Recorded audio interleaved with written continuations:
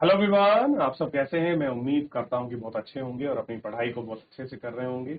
मैं आकाश कुमार पढ़ाना ICT virtual classroom में आपका बहुत बहुत स्वागत करता हूं मेरे प्यारे बच्चों। जैसा आपको पता है मेरे प्यारे बच्चों, बेसिकली हमारी आपका जो है 12th क्लास है। 12th क्लास में हम लोग देखते हैं हिस्ट्री, और हिस्ट्री में हमारा चैप्टर चल रहा था विचार, विश्वास और इमारतें। चैप्टर यही हमारा कंटिन्यू चल रहा था, और इसमें विचार विमर्श में हम लोग आपका जो आपका देखा, हम लोग सांची का जो स्तूप है उसको पढ़ रहे थे, और बेसिकली उसका जो आपका तोरण है, जो उसका गेट के ऊपर की डिजाइनिंग है, उसको हम लोग जानने का प्रयास कर रहे थे कि आखिर में तोरण क्या है, किस प्रकार बना हुआ है, क्या कुछ है, इस पर हम लोग देख रहे थे। आप लोगों ने तोरण को अच्छे से पढ़ा और अच्छे से देख लिया आपने तोरण, और तोरण की जानकारी आपने जुटाई और जानने का प्रयास किया।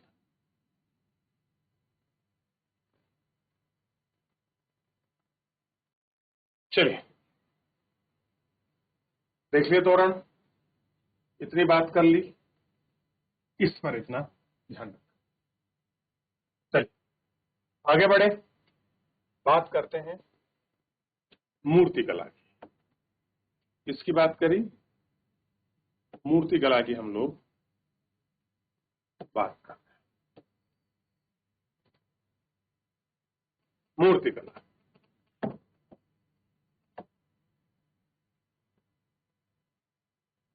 हमने अभी अभी पढ़ा है कि किस तरह से स्तूपों से मूर्ति को यूरोप ले जाया गया। कह रहे आप देखें, बहुत सारे स्तूपों से जो स्तूप थे उनसे कुछ जो अंदर की मूर्तियां थी उनको कहाँ ले गए वो लोग? यूरोप।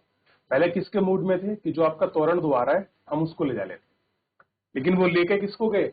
वो तो जा नहीं पाया, रुक गया किसी वजह से, लेकिन वो उसके अंदर की जो आपकी मूर्तियां थी उनको ले जाना चाहते थे, क्योंकि जिन लोगों ने मूर्तियों को देखा था उन्हें ये खूबसूरत और मूल्यवान लगी, इसलिए वे उन्हें रखना चाहते थे। आइए हम इन मूर्तियों का ध्यान रखें। कैसे है इन मूर्तियों का आपका ध्यान रखें। अब क्या हुआ? पत्थर में गढ़ी कथाएं, आपने ऐसा घुमक्कड़ कथावाचकों को देखा होगा जो अपने साथ कपड़े और कागज के बने चित्रण को लेकर घुमाते हैं। ये कहानियां कहते हैं कि ये तब चित्रों को दिखाते थे। तो चित्र 4.13 को देखिए, आप पहली बार देखेंगे तो आप पढ़ेंगे मूर्ति कला का आंशिक फूस इन्हीं झोपड़ी और पेड़ों की ग्रामीण दृश्य का चित्रण दिखाता है, परंतु वे इस कला में उन्हें सांची के इस मूर्ति कला की गहराई से अध्ययन किया। इसे वे वेशांतर जातक ने लिया, जो एक दृश्य बताता है। यह कहानी राजकुमार के बारे में है जिसे सब कुछ ब्राह्मण को सौंप दिया और स्वयं पत्नी और बच्चों के साथ जंगल में रहने चला। कहां चला गया? जो आपका जंगल है उसमें रहने चला। जैसा कि इस उदाहरण से स्पष्ट है कि अक्सर इतिहास किसी मूर्ति कला की व्याख्या लिखित साक्ष्यों की तुलना के द्वारा करते हैं। कैसे करते हैं? तुलना के द्वारा करते। क्लियर है? चलिए, अब तोरण का हिस्सा तो आप देख चुके हैं। आप देखिए, ये आप देख रहे हैं, ये ऐसा है, यूं इस तरीके से उठा हुआ, फिर इस तरीके से। तो ये क्या दिखाई देगा? ये आपको जो आपका तोरण है, ये आपको उस तोरण की एक कृति आपको दिखेगी।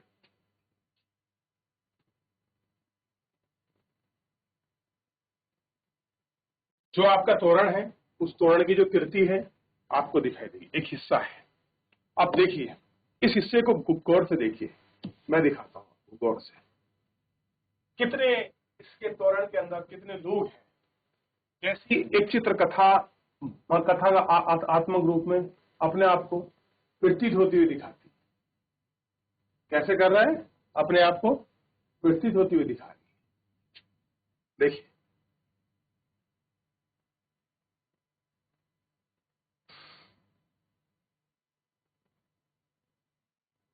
देख रहे हो?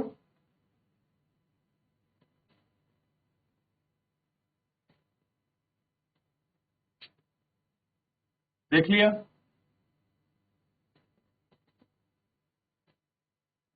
उपासना के प्रतीक। बौद्ध मूर्ति कला को समझने के लिए कला इतिहासों को बुद्ध के चरित्र लेखन के बारे में समझानी पड़ती है। बौद्ध चरित्र लेखन की एक वृक्ष को ध्यान देते हुए ज्ञान प्राप्त हुआ। बौद्ध के अनुसार एक वृक्ष के नीचे ध्यान करते हुए बौद्ध को ज्ञान प्राप्त हुआ। कई प्रतीक, कई प्रारंभिक मूर्तियों ने बौद्ध को मानव रूप में न दिखाकर उनकी परिस्थितियां प्रतीकों के माध्यम से दर्शाने का प्रयास किया। उदाहरण, रिक्त स्थान बुद्ध को ध्यान दशा और स्तूप महापरिनिर्वाण के प्रतीक बनाया। कैसे बनाया? महापरिनिर्वाण के बारे में। भैया, महापरिनिर्वाण क्या है? चक्र के प्रतीक के रूप में इस्तेमाल किया। चित्र 4.16 यह बुद्ध द्वारा सारनाथ में दिए गए पहले उपदेश का प्रतीक है। जैसा कि स्पष्ट है कि ऐसी मूर्ति कला को अक्सर नहीं समझा जा सकता। उदाहरण, पेड़ का तात्पर्य केवल एक पेड़ ही नहीं है, वरना वह बुद्ध के जीवन की घटना का प्रतीक है। और ऐसे प्रतीकों को समझने के लिए जरूरी है कि इतिहासकार कलाकृतियों को, निर्माताओं को, परंपराओं को जाने कि किस तरह की कला थी, किस तरह की परंपरा थी, इसको जाने और समझे। आगे बढ़ रहे हैं और देख रहे हैं। सबसे पहले आप देख लीजिए, फिर हम लोग उसके बाद आगे बढ़ेंगे इसमें। ठीक है, जो मूर्ति दी है इनको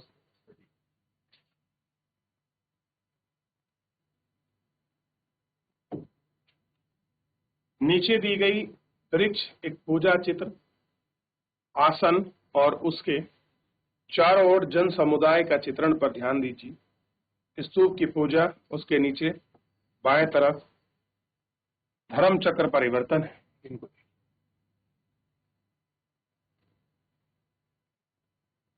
ये देखिए, इस आकृति को देखिए, इसको देखिए और इनको देखिए, तीनों को आपस में देखिए। देख लिया? आपको अलग अलग इनके स्तंभ दिखाई देंगे और स्तंभ पर रचित, ये देख रहे हो, चक्र, चक्र दिखाई दे रहा है। चक्र को कहां बनाया गया है?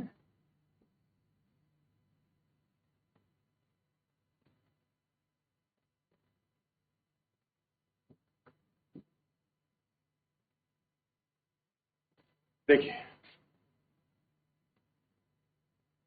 तो पूरा चक्रा आपको अलग दिखाई, उसके साथ ये वाली इमेज देखिए। सांची का स्तूप कैसा है, उसका एक तोरण ये भी है।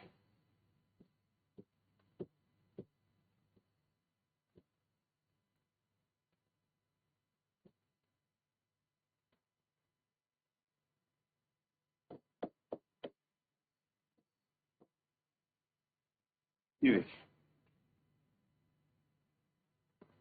आप नजर लगाएंगे, ऐसी कलाकृति मिलना, देखना और बनाना बड़ा असंभव सा लगता है। जीवंत रूप दिखाई देता। आगे बढ़े। अब ये वाला तोरण द्वारा भी देख ली, फल सब्जी इत्यादि आपको लगा हुआ दिखाई देगा आपको। चलिए, हो गया, आगे बढ़ जाते हैं हम। अब देखिए, एक ये कला है, इस कला को देखिए, कितना उत्कृष्ट कला आपको देखने को मिलती। बहुत कम जगह है जब ऐसी कला हमको देखने की मिलती। लोक परंपराएं, बहुत सारी लोक ऐसी परंपराएं थी। सांची में उत्कीर्ण बहुत सी अन्य मूर्ति शायद बौद्ध धर्म से सीधी जुड़ी हुई नहीं थी। इनमें से सुदूर स्त्रियां भी मूर्ति में उत्कृष्ट हैं, जो तोरण के किनारे एक पेड़ से पकड़ी हुई झूलती हैं। शुरू शुरू में विद्वान इस मूर्ति के महत्व के बारे में थोड़े असमंजस में थे। कैसे थे? थोड़े असमंजस में थे। इस मूर्ति का त्याग और तपस्या से कोई रिश्ता नजर नहीं आता। लेकिन साहित्यिक परंपराओं के अध्ययन से वे समझ गए कि यह सांस्कृतिक भाषा में वर्णित शीला भंजिका की मूर्ति है। शील भंजिका। लोक परंपराओं में यह माना जाता है कि इस स्त्री द्वारा छुए जाने से वृक्ष में फूल खिलते हैं। क्या होता है, अगर ये स्त्री किसी को स्पर्श कर दे तो फूल खिल जाते हैं और फल होने लगते हैं। ऐसा लगता है यह एक शुभ प्रतीक माना जाता है। इस कारण से स्तूप के अलंकरण में युक्त होते हैं। शिला भंजिका की मूर्ति से पता चलता है कि बौद्ध धर्म में आए उन बौद्ध पूर्व और धर्म के दूसरे विश्वास और प्रथा और धारणाओं से बौद्ध धर्म को समृद्ध किया गया। सांची की मूर्तियों में पाए गए कई प्रतीक या चिन्ह निश्चित ही परंपराओं से उभरे हैं। उदाहरण के लिए जानवर के कुछ बहुत खूबसूरत उत्कीर्ण यहाँ पर पाए गए हैं। जानवरों में हाथी और घोड़े, बंदर, गाय और बैल शामिल हैं। हालांकि सांची के जातकों से ली गई जानवरों की कई कहानियां हैं। ऐसा लगता है कि लोगों को आकर्षक करने के लिए जानवरों का उत्कीर्ण किया गया। साथ ही जानवरों को मनुष्य के गुण के प्रतीक के रूप में इस्तेमाल किया गया था। उदाहरण के लिए हाथी शक्ति ज्ञान के प्रतीक माने जाते हैं। इन प्रतीकों में कमल दल और हाथी के बीच एक महिला की मूर्ति रखी है। कैसी है? महिला की जो मूर्ति है वो आपका रखी है। क्या रखी है? महिला की मूर्ति रखी है। हाथी के ऊपर जल छिड़कता है और उसे अभिषेक कर रहे हैं। और कुछ इतिहासकार बुद्ध की मां महामाया से जोड़ते हैं, जो दूसरे इतिहास और लोकप्रिय देवी गजल लक्ष्मी मानते हैं। गजल लक्ष्मी सौभाग्य देने वाली देवी। यह प्राय हाथी से जोड़ा जाता है और यह संभव है कि उत्कृष्ट मूर्तिकला उसके उपासक माया और गंगा जल से जोड़ता है। कैसे जोड़ता है? गंगा जल से जोड़ता है। अब देखिए, ये दिखाई दे रहे हैं ना, ये सांची के स्तूप में है। ये सब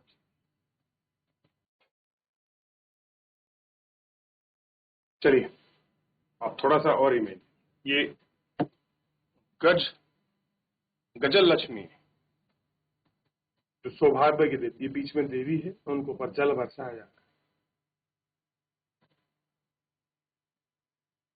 अतीत से प्राप्त चित्र है।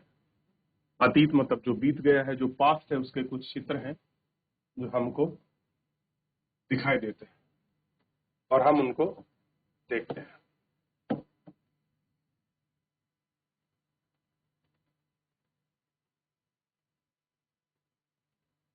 पत्थर की कलाकृति लंबे समय तक सुरक्षित बची।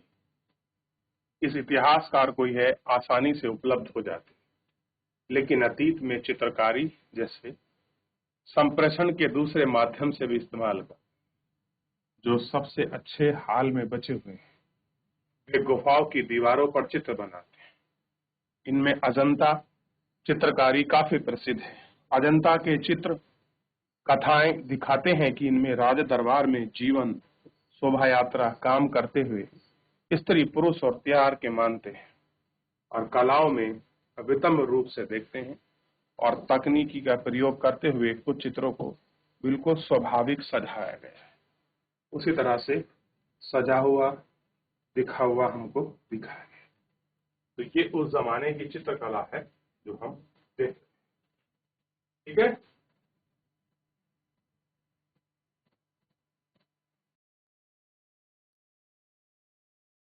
चलिए देख लिया गजलक्ष्मी। और ये सांची में साफ है, शर्फ है। देख लिया। चलिए, तो ऐसी बहुत सारी उत्कृष्ट कलाकृति हैं जो हम इसमें पढ़ेंगे और बचेंगे। एक लेक्चर और बचा है जिसको हम कल कंटिन्यू कर लेंगे। तो एक बार थोड़ा सा घर जाकर इसको पढ़िए। कोई डाउट, कोई क्वेरी तो देख लीजिए। फिलहाल आज के लिए इतना ही। मिलते हैं नेक्स्ट लेक्चर में। तो बच्चों तब तक अपना ध्यान रखिए, स्वस्थ रहिए और बहुत